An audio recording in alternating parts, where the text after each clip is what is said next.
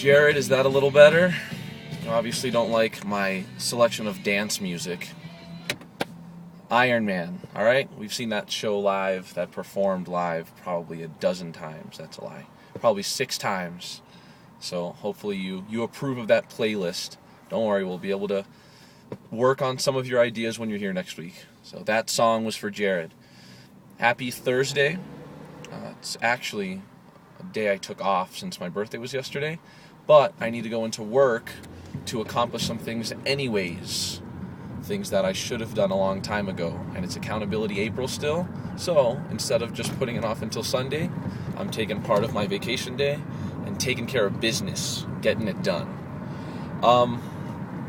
Want to first say to Alec Hansen, I'm sorry for your loss.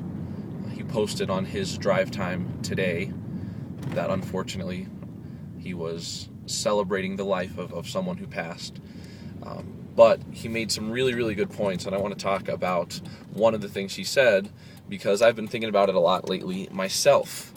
And it's basically about celebrating your life to the point where you don't waste interactions with people, right? And getting to a place where, what if your conversation, your interaction, your whatever with someone was to be your last or their last ever? And looking back, how would that make you feel? How would that make them feel? Even if it wasn't the last of their lives, the last you would ever have with them, right? First impressions, I talked about that a little bit when I brought up the concept of Accountability April. It's pretty easy to make a bad first impression, but then how are you going to try and change and improve that and change and improve yourself? So, made me think again of the Maya Angelou quote. I think it's hers originally. If I'm wrong, let me know.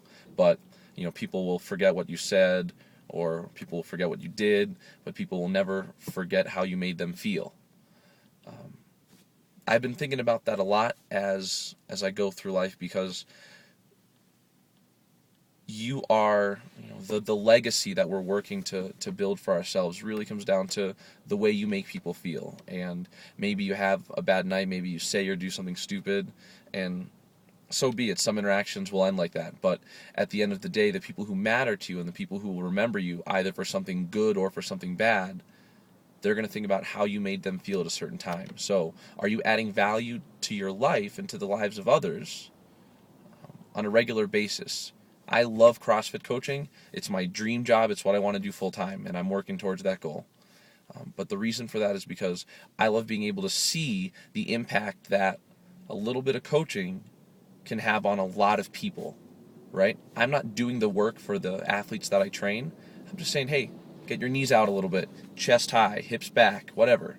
But they're the ones doing the work. And with that little bit of coaching, I've seen lives change in ways that will never be reversed, ever. And it's not about losing weight. It's not about fitting into a dress. It's not about, little things like that. But it's about waking up in the morning and feeling more confident about who you are. And if someone can have that positive impact on you in your life, you will remember that person and that interaction, and it'll just make you happy.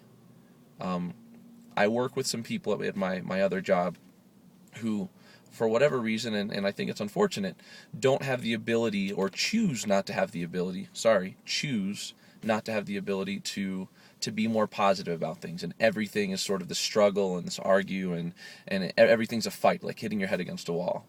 And I find myself in some of those interactions really, really getting frustrated, because I want to be more positive and say, hey, come on, switch it. But some of them have been thinking and acting that way for 50 years, and I'm not saying there haven't been things in their lives that have been challenging, but what I believe, and I know some of you that train with me at the gym know, I think you have the ability to approach any circumstance in as positive a light as possible. I can't do this. Casey, we had the conversation yesterday. You can't do it, you suck at this, or, what did I say? I'm excited that I have the opportunity to improve this, right? Stupid little thing, but I think it's important to try and approach life that way. That's my own personal style. But thinking back and looking through some interactions that I've had recently, I'm making a very, very concerted effort over the last few weeks especially to turn around the way I look at things and to be more positive and optimistic and think about interactions with people. What if you never saw them again? How would you be remembered, or how would that interaction have left them feeling. Not a huge message here, just I guess sort of venting and sharing some of the things that I've been thinking about. So hopefully you can approach scenarios in life that happen with that more optimistic, realistic, and value-adding mindset, because at the end of the day, it's true, people will remember how you made them feel. And whether it's because you want to get a raise at work, or because you want to make a really good friend, or because you want to help someone out, your actions essentially are going to be the ones that define how those interactions go and how you make those people feel. So, Accountability April has, 2 more days left? I'm still working on turning some corners and making some pretty big progress on how I start to view and approach things, and how I start to act in certain circumstances. Hopefully you guys can too. Again, Alex, sorry for the loss.